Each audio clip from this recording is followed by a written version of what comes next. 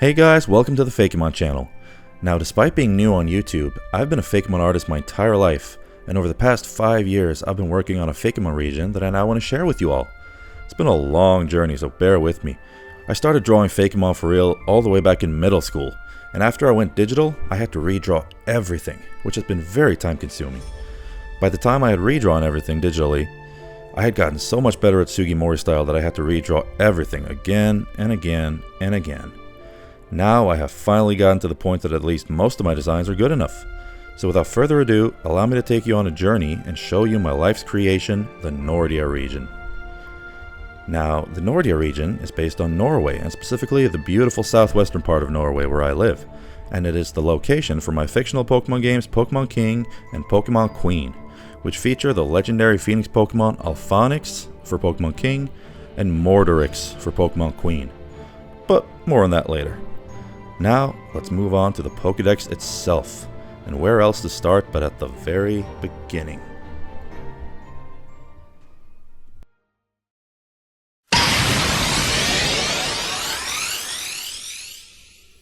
Mossleaf, the Moss Goat Pokemon.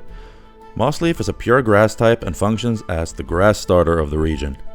I redrew this thing so many times, and I'm so happy that I finally found a design that is both cute and looks quite capable at the same time. Very happy. And there you go. At level 16, Mossleaf evolves into Valleaf. Valleaf is still a goat, but now has the grass dragon type. I gotta say guys, of all the starters that I've made for this region, this may actually be my favorite starter design. And finally, at level 38, your Valleaf evolves into Bramglide. Now, Bramglide is a powerful grass dragon type with high special attack and high speed. And due to the hidden ability No Guard, it can use moves like Focus Blast, Hurricane, Leaf Storm, you name it, all with 100% accuracy. We needed a dragon type starter, so I made one. Next we have Embersa, the Fire Bear Pokemon. Embersa is the fire starter of the region and has more focus on physical attack as well as HP. It's quite slow, but it hits so hard that it'll just beat you anyways. And at the same time, it's just going to overwhelm you with cuteness. I redesigned this thing 1,000 times and I'm finally happy. Now at level 16, your Embersa will evolve into Cerebear.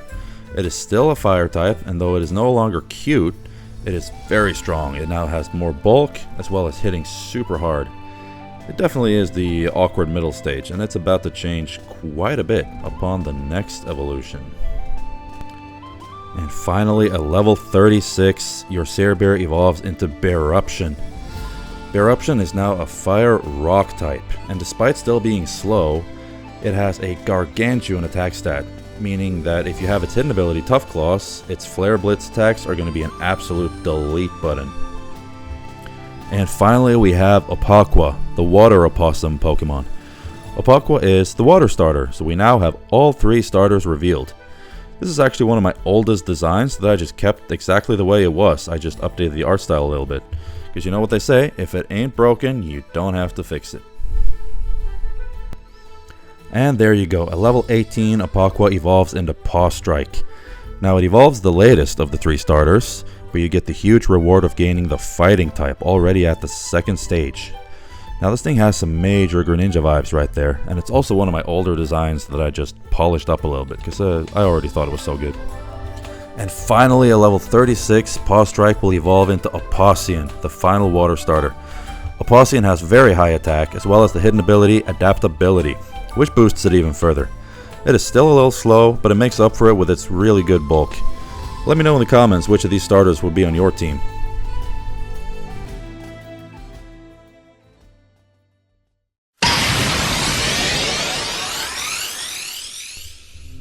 And now we arrive at the early game Pokemon, and instead of the typical regional rodent, this region has Fluffsky, the tiny husky Pokemon. Fluffsky is a pure normal type and is very common throughout most of the region. They thrive in the colder temperatures of Nordia and are generally very friendly. They're also extremely loyal to their trainers. At level 20, if your Fluffsky is male, it will evolve into Husgruff, the big husky Pokemon. It now has the ability Intimidate and is much stronger than before. This is also the most loyal Pokemon you can find in Nordia. Now level 20, if your Fluffsky is female, it will evolve into Feminine instead. Now, Feminine are faster and more defensive than their male counterparts, and are more calm and laid back. Their stats are not as strong as Huscruff's, but they do make up for it with the move Tidy Up. Now on to the regional bird with Foglin, the Snow Owl Pokemon. Foglin are everywhere in Nordia, and are even more common than the Fluffsky line in most places. Now, Foglin starts out quite weak, but it will grow a lot upon evolving. At level 18, Foglin will evolve into Snowl. Now, Snowl is a big step up in power, and it's also very common, especially in the colder places of the region. They like to battle and can be rather aggressive in the wild. And finally, at level 36, your Snowl will evolve into Frostowl. Now, Frostowl is a very powerful Pokemon, and despite its typing, it's also very useful in competitive battles, due to its combination of its Snow Warning ability and its move Aurora Veil. It's also very bulky and hits like a truck. It's a very strong regional bird. Next, we have Baby, the regional larva Pokemon. These are just innocent baby Pokemon that are found all over the forests in the southern part of Nordia. And already at level 12, Baby evolves into Humby, the bumblebee Pokemon. Humby are very important in the Nordia region as they help the trees and plants grow larger and stronger. They're generally pleasant to be around as long as they get space to do their jobs. They don't like to battle and are therefore not the strongest. But there you go. On level 22, Humby will evolve into Rumblebee. Probably not exactly the evolution you expected, but I like it. It's a breath of fresh air after we got Beedrill and Vespiquen, which are more insect and villainous looking. Rumblebee are quite tanky and are big and fluffy just like a real-life bumblebee. Now on to the main grass line of the region, starting with Roseseed. While also common, these are slightly less common than Fluffsky and Foglin. They are quiet creatures and keep to themselves, and can be hard to spot around other leaves. And at level 20, Roseseed evolve into Rosetta, the dancing flower Pokemon. Rosetta are the happiest Pokemon you can find, and can be found dancing in groups on the flower fields of southern Nordia. If provoked, however, they pack quite the punch. And finally, all the way at level 40, Rosetta evolves into Emperos. Emperos are very strong and are often used in high-level battles.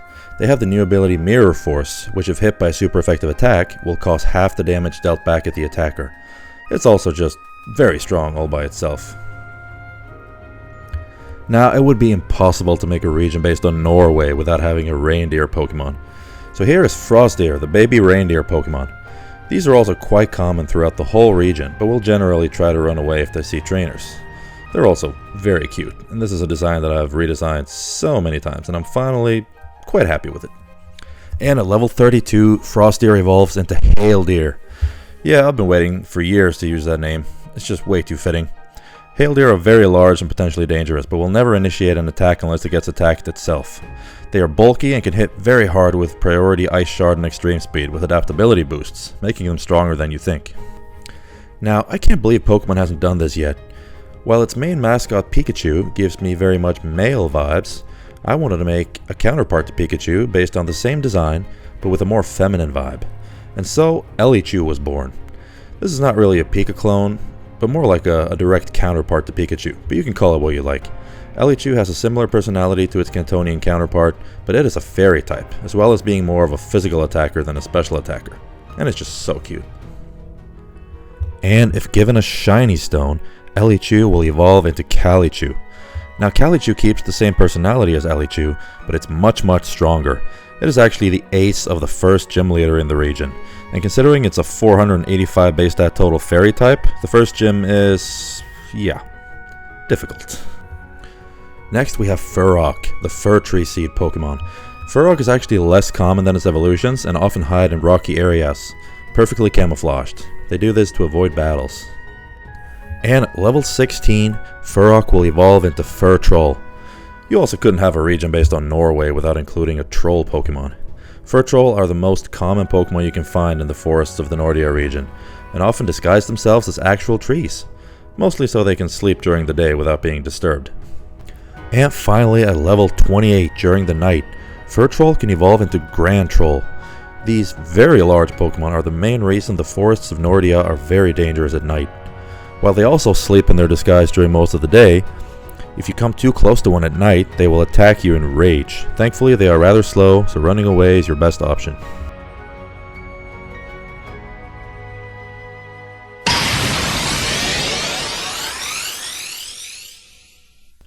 Next, we have the most common Pokemon in the entire region, Salmini. Wherever there is water, there is Salmini. It's just like Zubat in the caves, except Salmini's in the water. It's bulky, but generally not very useful for anything else, and therefore it is very annoying for trainers. At level 30, however, Salmini evolves into the powerful Salmega. Despite looking chill and lazy, it's actually quite strong and hard to take down due to its high HP and good defensive abilities.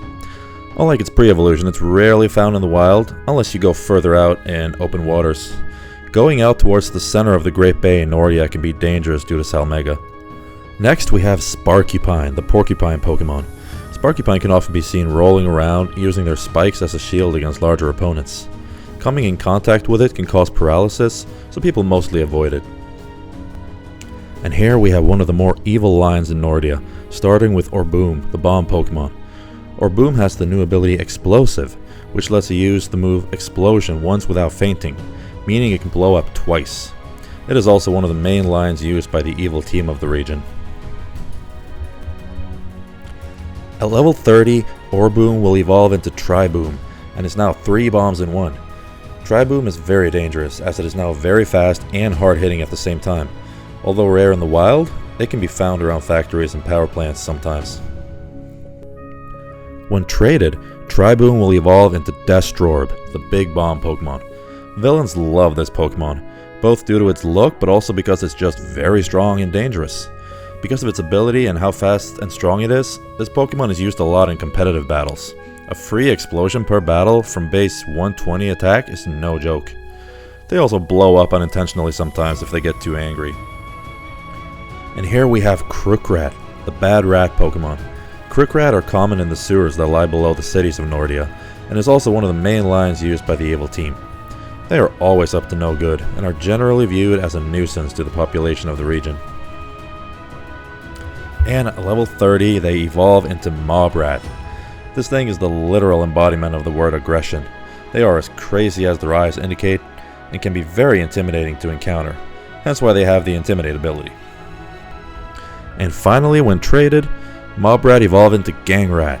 This is about the most villainous Pokemon there is, at least in Nordia.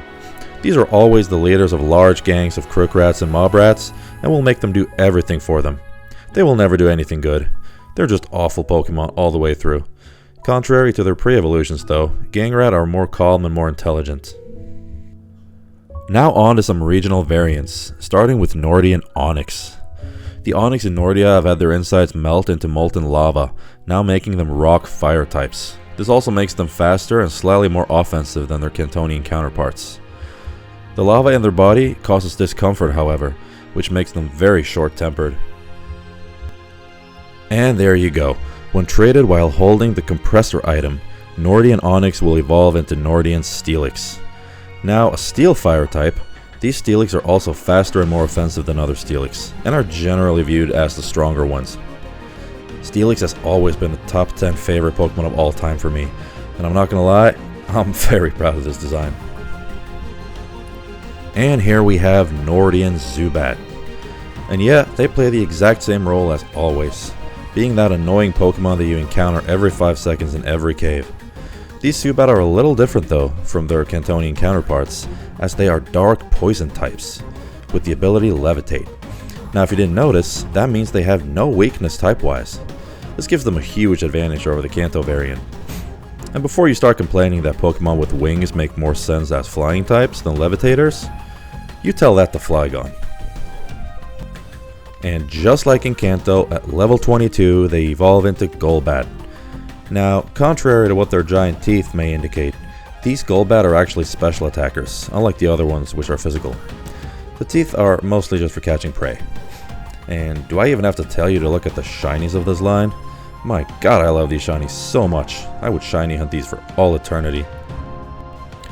And finally, if they reach high enough happiness at night, they will evolve into Nordian Crobat.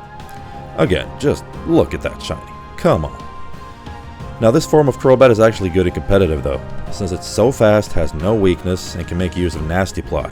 This can actually function as a good special sweeper. Next we have Nordian Skorupi.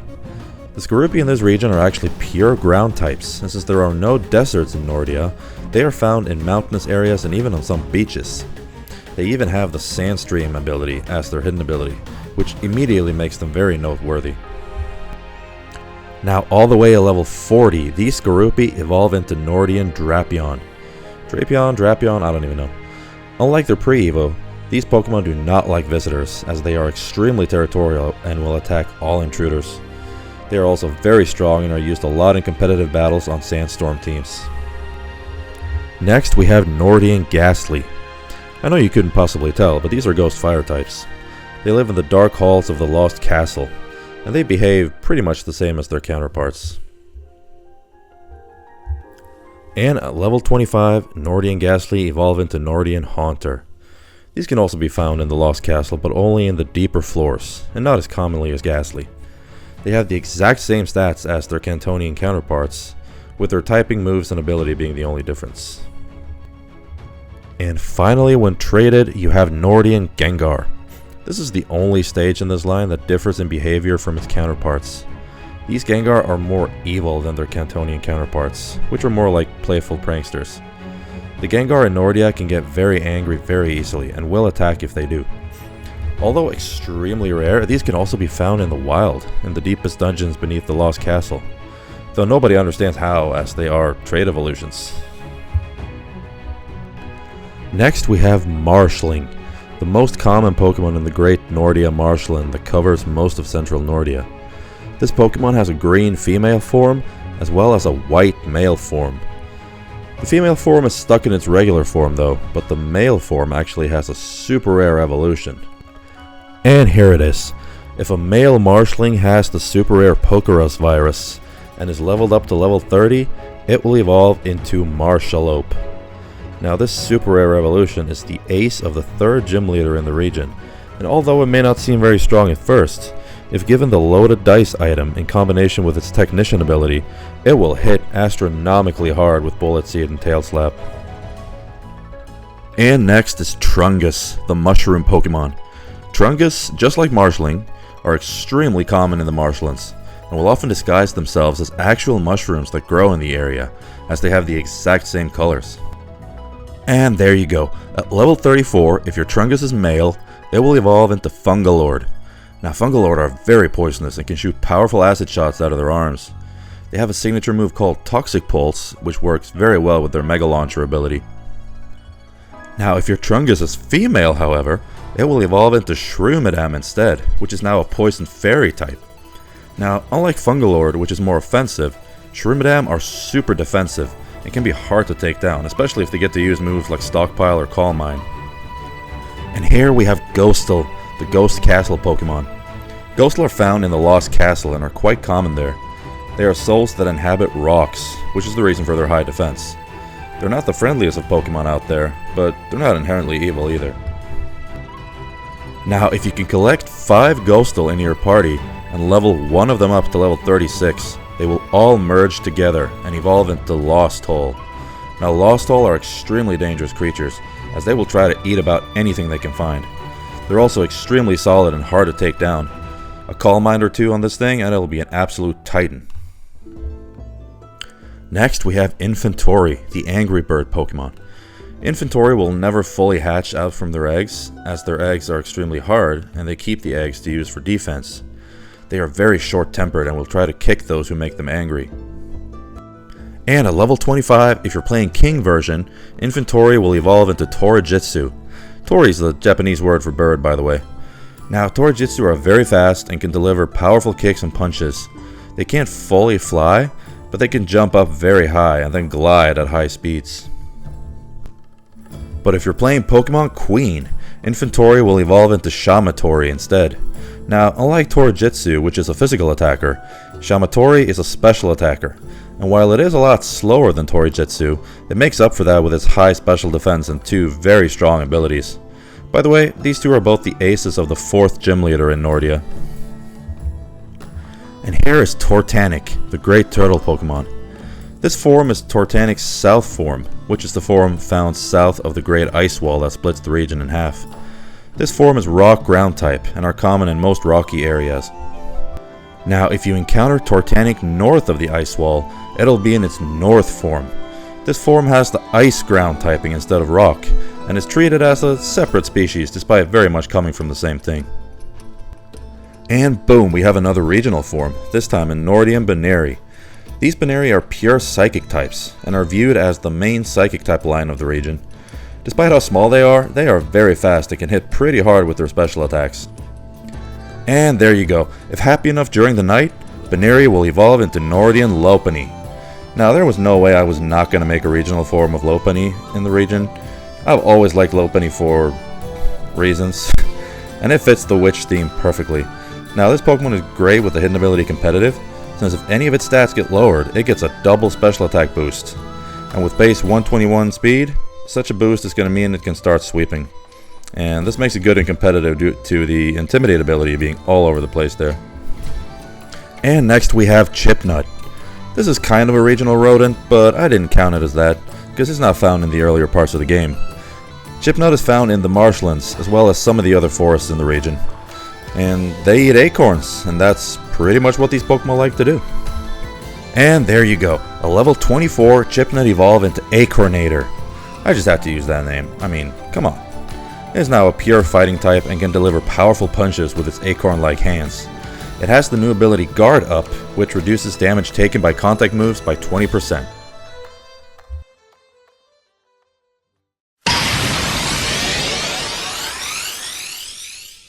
And now we get to the Pokemon that show up in the later parts of the games, starting with Darkkid, the Cat Scratch Pokemon. Darkkid is an unevolved Pokemon, but is still both fast and can hit very hard. They are found in certain forests at night, and are natural bullies.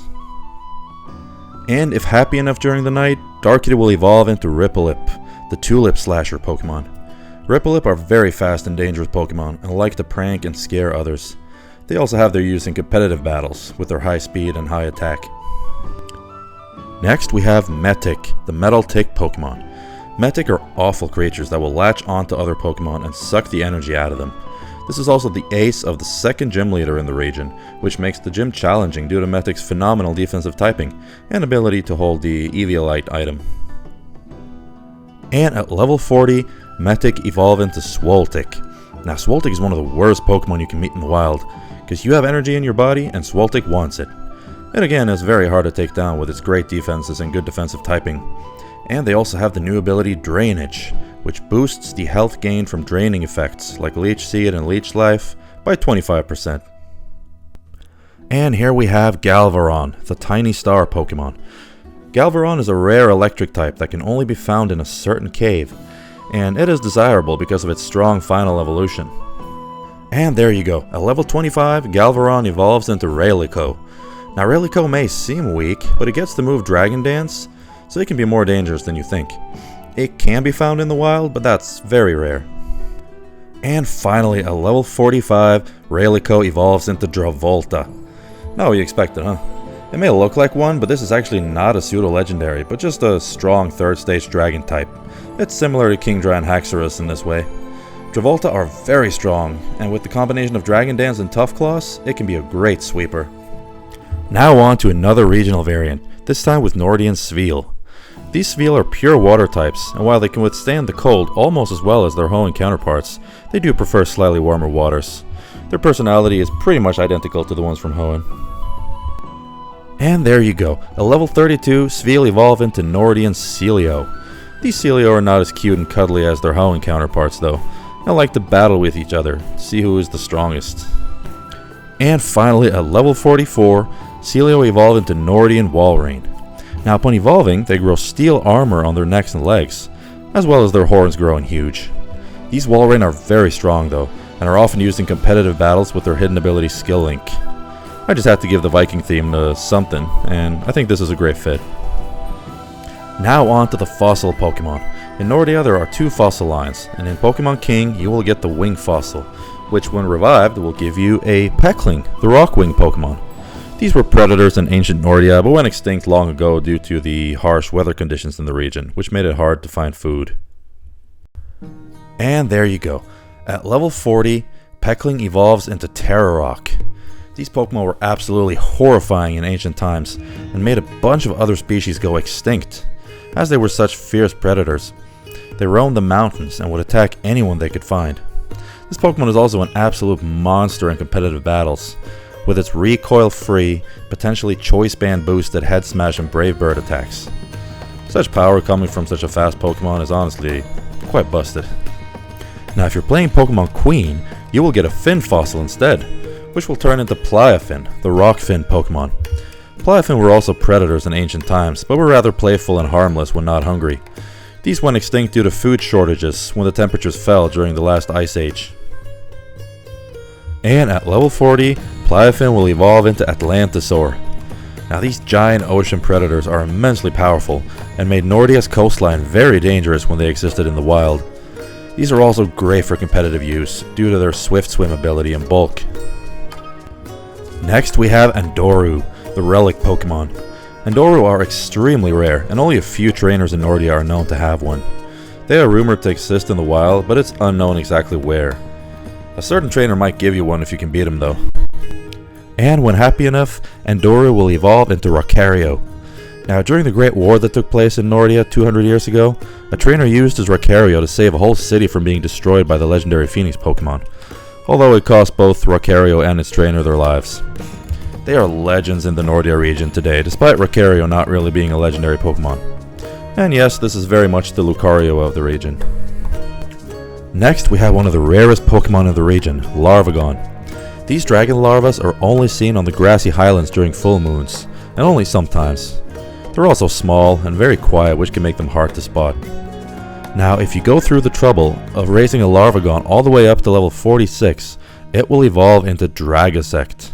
Now these beautiful and majestic creatures are super powerful, and getting one is a grand achievement.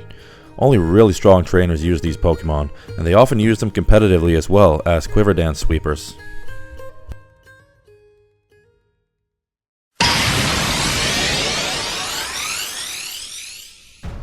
Now on to some rare single stage Pokemon, starting with Saturn, the planet Pokemon.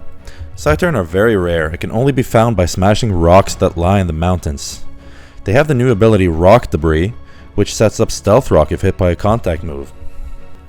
Next we have Horrifly, and man I love that name. These are also rare but can be found swarming the grassy fields at night sometimes. The pattern on their wings light up in the dark, making that the only thing you can see, which is what makes them so scary.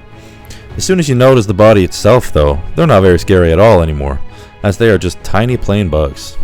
They have the Intimidate ability, as well as the new ability Intensity, which is the same as Intimidate just for special attack. Next we have Puppetrick, the prankster doll Pokemon. Now Puppetrick can be found in abandoned buildings and vehicles at night, as well as in the Lost Castle. They're not actual dolls, but are shaped like dolls, and they will search for screws to stab their heads with to cure their headaches. Kinda messed up, I know. Now this is Sparkhalf, the Spark Goat Pokemon. Sparkhalf are not really that rare, but they can seem rare as they tend to avoid trainers. They're generally just annoyed with everyone and everything, but they have good hearts deep inside still. And this is Dreadbull, the Pitbull Pokemon.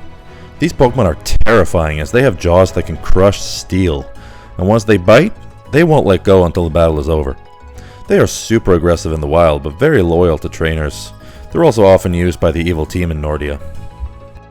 And next is Bearkestra, the Orchestra Pokemon. This Pokemon is known for playing loud music out of the tip of its tail, and it's also the ace of the 5th gym leader in Nordia, who is a musician. They have the new ability Echoing Sound, which is just like Parental Bond, but only for sound-based moves. And boom, Nordian Spiritomb. These Spiritomb are super rare, as they only appear when a gravity stone is brought to a certain temple in the north. They are super hot and extremely defensive. They also have the new ability Superheated, which has a 50% chance to cause a burn upon contact. I've been wanting to make a Pokemon based on a black hole for a long time, and I gotta say I'm very proud of this one. Next we have Relical, the Snowflake Pokemon. Now this Pokemon is a special case because it's not really all that rare, but just hard to spot. They float around in the snowy weather of the north all the time, but it's just very hard to see them, which makes them sorta rare, I guess. It's their disguise and it works well. They don't really want any contact anyways. Now on to the 3-stage version exclusive lines, starting with Aragoth, the tiny spider Pokemon. Aragoth are small, curious creatures that can be found in the forests in the eastern part of Nordia, and only on Pokemon King. And there you go. At level 30, Aragoth evolve into Rathider. Rathider are much stronger and no longer calm and curious. They are very aggressive and territorial, and will often lead groups of Aragoth around. And finally, at level 48, Rathider will evolve into Aragigoth. These Pokemon are huge and super aggressive. Thankfully, they're rarely seen in the wild, but do sometimes lead larger groups of its pre-evolutions around. Now, wandering deep into the forests in the east is said to be very dangerous because of these Pokemon. Now on to the line exclusive to Pokemon Queen, starting with Monkik, the tiny monkey Pokemon. These inhabit the same areas as the Aragoth line, but these are fighting fairy types instead of poison. These are funny and playful Pokemon and generally friendly to be around. And at level 30, Monkik evolve into Temperape. This is a drastic change to their personality, and while still generally friendly, they are now hyperactive creatures that will jump around and hit things. Temperape is also very strong in battle for a middle stage Pokemon. And finally, if you train Temperape all the way up to level 48, it will evolve into the Great Juggorilla. These Pokemon got their name because they are true juggernauts and are immensely powerful in battle. They are calmer than their pre-evolution, but will be absolutely furious if threatened. And an angry Juggorilla is one of the most dangerous Pokemon you can meet in the wild. And next we have Magikarp. Yeah, that's correct. This is not a regional variant of Gyarados, but of Magikarp. Now, as stated in Pokedex entries from other regions, Magikarps used to be much more powerful in the past, before evolving into the useless creatures we know today. In the Nordia region, however, this change never happened. So here they are, still the same as they were back in the day. These Magikarp are very rare, but extremely powerful, even slightly surpassing the Gyarados that its counterparts evolve into. They are also very primitive and dangerous, as they have the same brain size as other Magikarps, which is very small for a creature of this size. Next we have Mamadou, the nurse dove Pokemon. Mamadou are very kind and caring Pokemon and have great healing capabilities, which is why they have become a symbol of good health. They even inspired the nurses on Pokemon centers in other regions to copy their hairstyle. They are used on Pokemon centers in Nordia as well, but are super rare in the wild. They also have the new ability Mother's Instinct as their hidden ability, which makes it so that when it faints, it fully restores all HP and status of the next Pokemon that switches in. And finally we arrive at the pseudo-legendary line of the Nordia region, starting with Venoxa, the Venom Basilisk Pokemon. Venoxa are also super rare and can only be found in the deepest, darkest parts of Victory Road. It is also extremely weak, so training one up is a huge task. However, if you do manage to get Venoxa all the way up to level 40, it will evolve into Toxilisk.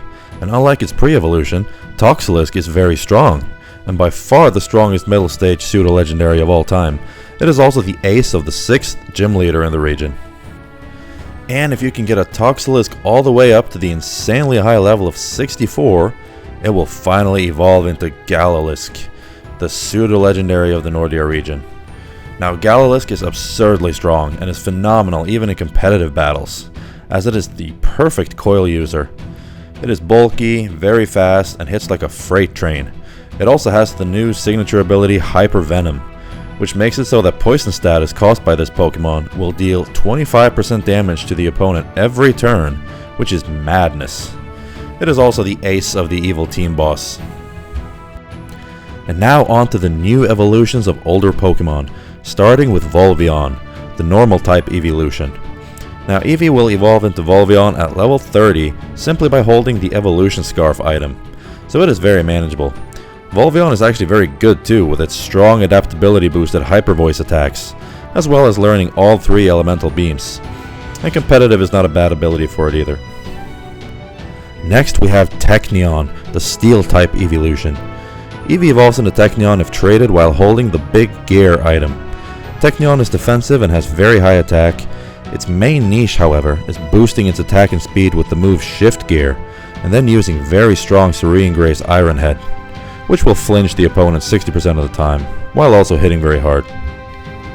And for the final evolution, we have Drakion, the dragon type evolution, which is also the ace of the final gym leader. Now Eevee evolves into Drakion when traded while holding the rare scale item. This is the hardest evolution to get, as the evolution item has to be bought for 200 battle points in the battle frontier. When you get it though, you are rewarded with the strongest evolution of all time. It may not seem all that strong at first, because while it is super fast and has above average bulk, its special attack is only 95. However, it has the contrary ability, which it can combine with the move Draco Meteor, which makes this Pokemon absolutely ridiculous. For every Draco Meteor it uses, its special attack gets doubled. It also gets Mystical Fire to hit Steel types. This makes for a busted competitive Pokemon, I know, but I just had to give my channel mascot some extra love. And here we have Master Mime, the evolution of Mr. Mime. Now, Mr. Mime evolves into Master Mime if its happiness value reaches 0 while holding the Jester Hat item. This is more annoying than regular happiness evolutions, as you have to intentionally have it lose battles to lower its happiness value. Upon evolving though, it becomes very powerful. Master Mime is as fast as an Alakazam, but has much better special defense, nearly as good special attack, as well as having the Prankster ability, which is very useful in combination with moves like Light Screen and Reflect. Now next we have Troposaur, the evolution of Tropius. Now Tropius evolves into Troposaur if leveled up in the Canopy. A good place to do this would be in Marsh Town, which is a town built in the canopy above the water in the marshlands. Now Troposaur is basically the same as Tropius, but stronger in every area. It is bulkier, it has higher attack, and it can also boost itself with Dragon Dance. It's not crazy in any area, but just solid all around. And here is Macrator, the evolution of Macargo. Now Macargo evolves into Macrator by one-hit KOing 5 other Macargo inside the volcano in eastern Nordia.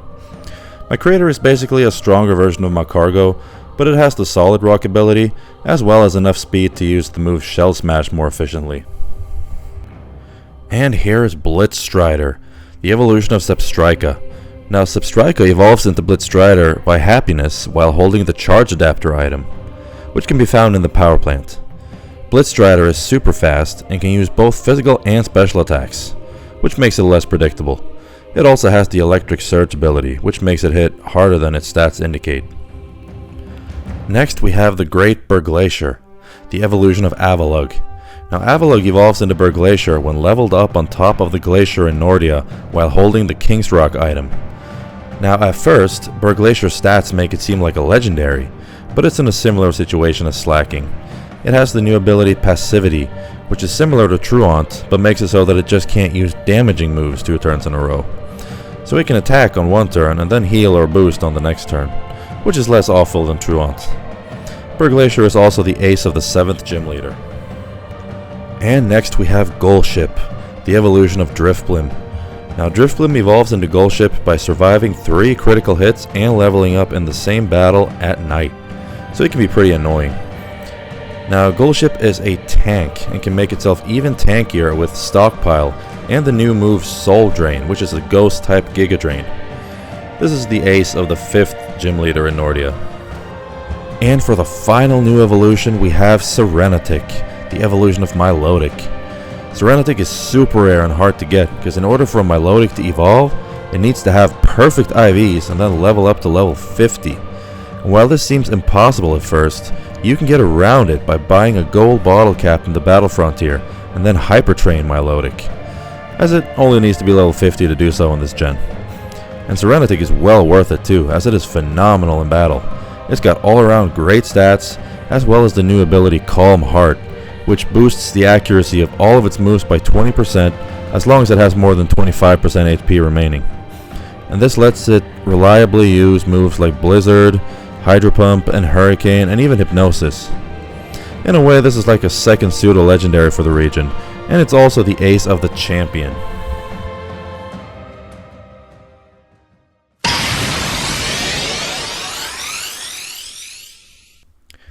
And here we go, the legendary King Pokemon Alphonix. Now this legendary Phoenix was the leader of the King's army during the Great War, and together they ruled the southern half of the Nordia region. The Great Ice Wall in the middle was the border between the King's southern land and the Queen's land in the north. Now when the war finally ended during the Night of Fire, the king and his Alphonics disappeared and has never been seen again. And next we have the legendary Queen Pokemon Mortarix. Now Mortarix was the leader of the Queen's army in the north during the Great War, and ruled all the land north of the Ice Wall. It led the war against the king and his Alphonics, but the Phoenix Pokemon were equals, and although they could defeat everything else, they couldn't defeat each other.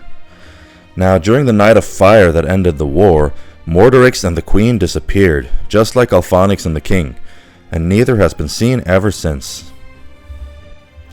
And for the final member of the Phoenix Trio, we have Phenomenix. Now Phenomenix is known as the Final Light Pokemon, as when it appears, all you see is one big light before it's all over. Its existence is still debated to this day, but legends say that it was responsible for the Night of Fire, which was the night that ended the Great War. A giant light appeared in the sky, setting most of the region on fire and creating a massive crater that has later become the Great Bay in the south. This event of mass destruction ended the war and is the start of the new timeline they use in the Nordia region today. Now the Nordia region is also home to a Regi trio, starting with Regi Earth. Now Regi Earth was formed in the planet's crust shortly after the planet became solid, and it is said to be sleeping in a deep cave somewhere in the region now. Now Regi Earth symbolizes the bare rocky landscape of the early stages of the planet's life cycle. And next we have Regiwood. Now Regiwood came to life when the first plants started growing after the planet's formation, and symbolizes this very period. Some say it was responsible for all the trees in the region growing back up after the Night of Fire, and others say it's just sleeping somewhere deep within the marshlands. And finally we have Registorm. Registorm was born in the storms that shaped the landscape after the planet's creation, and symbolizes that period. They say whenever there is a storm, Registorm is flying up there somewhere. Its ability Stormfront is the non-super weather version of Delta Stream. Next we have Fenroar, the Shadow Wolf Pokemon. Fenroar roams the land of Nordia at night, and despite its look, it is actually said to protect the land and all life that lives there. Now despite being a peacekeeper though, it can be extremely dangerous if anybody gets in the way of its agenda. And now for the final legendary, we have Dracula, the Dragonkeel Pokemon. While Fenroar roams the land at night, Dracula roams the bay at night. Now Dracula is more of an aggressive protector though, and is very dangerous to even come close to, as it doesn't necessarily care what your intentions are. It is actually a pure dragon type despite literally living in the water. And now on to the mythicals, starting with Elvaru. Not much is known about this Pokemon, but it has been described a lot in folktales, and certain people back in the day claim to have seen it in the forest as well. Next we have Valkyrio. This Pokemon is clearly the evolution of Elvaru, and was claimed to have been seen several times during the Great War, protecting the forest from the fires. They said it ran faster than anything they had ever seen, and that it shot arrows made of aura or magic. Its existence has never actually been proven though, which is why it remains a mythical Pokemon still to this day. And for the final new Pokemon in the Nordia Pokedex, we have the mythical Pokemon Heidruni. Heidruni is known as the mythical Pokemon in the fog. Once a year, a mystical weather phenomenon appears in the valleys in the east, covering the valleys with fog so thick you can't even see your own feet. Now people have gotten lost in this fog, and they have claimed to have seen the shadow of a Pokemon, as well as hearing some weird sounds. Nobody has actually seen what this Pokemon looks like, but they made drawings based on the silhouette these people have seen. Its ability Fogscape sets up a thick fog upon entering battle, lowering the accuracy of all other Pokemon.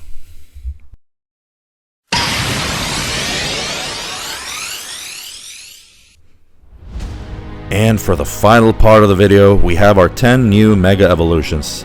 First out is Mega Kingdra. Now Kingdra was already very strong and has been a great rain sweeper in every generation. And Mega Kingdra is just a much stronger version. It hits significantly harder, has the same defenses as a Suicune, and will of course outspeed everything if rain is up. This would be a competitive monster for sure. And next is Mega Vespiquen. Now Mega Vespiquen is a much more tanky form of Vespiquen that also has good attack. Its main niche, however, lies in its ability, Queen's Gambit, which gives it a one-time Omni boost once its HP goes under 50%. With +1 in every stat, this becomes a fast and very hard-hitting defensive wall. This is also probably one of the designs that I have made that I love the most. And there you go, Mega Weavile. Now Weavile is one of my top 10 favorite Pokemon of all time, so I just had to give it a Mega Evolution. It looks the same, just bigger, taller, and stronger. And this is a competitive Pokemon for sure, with a lightning fast base 145 speed and a gargantuan 170 attack, with Tough Claws on top of it. This would be Dragon Pokemon's worst nightmare. Next we have Mega Rhyperior. Yes, it is a Beyblade now. Rhyperior is now fast, hits even harder, and has an ability that would be extremely useful and competitive. Hyper Spinner is a new ability that removes all hazards like Stealth Rock and Spikes upon entering battle. If you got this on your team, your opponent's probably not even going to bother setting up anything. And boom, Mega Darmanitan. With a big boost to both attack and speed, this thing is now a monster.